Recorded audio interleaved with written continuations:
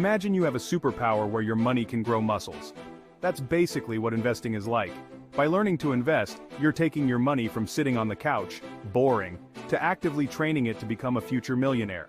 Way cooler, right? Here's the awesome thing. Teenagers like you have a secret weapon when it comes to investing. Time. Think of it like training for a race. The sooner you start training, investing, the more time your money has to get super strong. By the time you're an adult ready to buy that sweet new car, or that dream vacation to Fiji, your money will be all buffed up and ready to help you achieve your goals. Here's the breakdown on why investing is a win for teens. Instead of your money just sitting there, earning pocket change interest, investing lets it grow at a much faster pace. It's like giving your savings account a protein shake.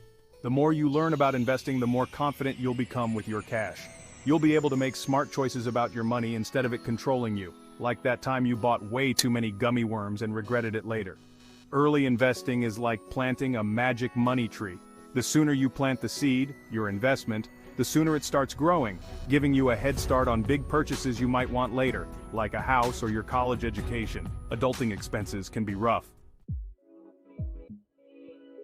Investing might seem complicated at first, but there are tons of resources to help you get started.